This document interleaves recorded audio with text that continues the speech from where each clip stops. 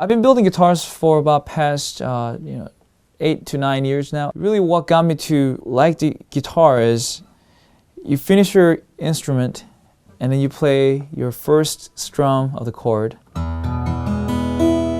mean, when you hear that, and guitar's still in one piece, that's amazing. So that's really the fascination that really got me to love guitar building. Hi, my name is Jang. I'm a guitar maker and also instructor at Musicians Institute Guitar Craft Academy in the acoustic guitar program.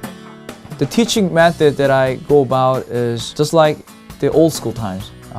It's a traditional method, just like how Martin guitars built their guitars 100 years ago. It makes sense to follow the old generations, how they build guitars, such thing as using the dovetail for their neck joint, and also using the nitrocellulose finish that really brings out the sound of the guitar really well, and also Martin style X bracing.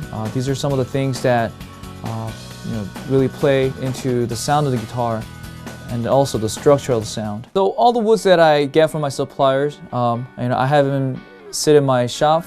Even though they've been air dried for a long time and ready to use, I like to let them sit in my shop for at least 2 years to really acclimate into my shop and also the place where I'm using, because the wood needs to dry and be at its best condition before it gets built to shine its most potential and its tonally and also structurally. So it's very, very important that wood acclimates. One of the very, very important factors in guitar making is playability and the finish. So once the instrument has been built and sanded, the next process, getting all the finish, spray and get the finish looking really, really, really nice. It should look like a really flat glass all around the instrument. And then the next part is the setup, which comes from starting from the head to toe, making sure the strings are settled in at the right place, at the right height, so that when a player grabs a chord or starts playing it, it should just feel like butter. And that's very important. And for me, coming from a repairman background, I've worked with so many clients and worked with all the small subtleties that make difference in the guitar setups.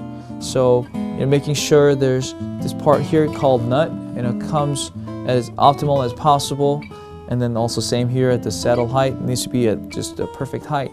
This guitar took me about 150 to 200 hours, and the process starts from really designing and figuring out what I want out of the guitar, what kind of sound, what kind of wood choices, and also just figuring out the lines that I want to work with. This guitar has a Swiss spruce, and also for the back and sides I use Brazilian rosewood, and they're beautiful wood. Some of the challenges that I face is really the wood itself is an organic material, and just being able to bring out the most potential that wood has as far as the sound, and also aesthetically bringing out to where I want it to be is really the challenge that I face, and that's where I spend most of my time really scraping, sanding, and also hearing the sound that I'm looking for in the wood without crossing the line of weakening the wood. So that would be some of the challenges that I have in building. Guitar Craft Academy focuses on the skills, but not only that, we are focusing into connecting the students into the real world job placement. And also we focus on the business skills, and also we focus on their future crafts and design.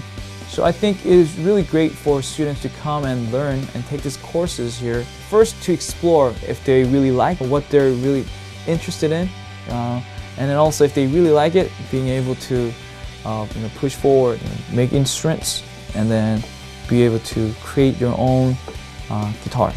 And I think that's really, really a great achievement.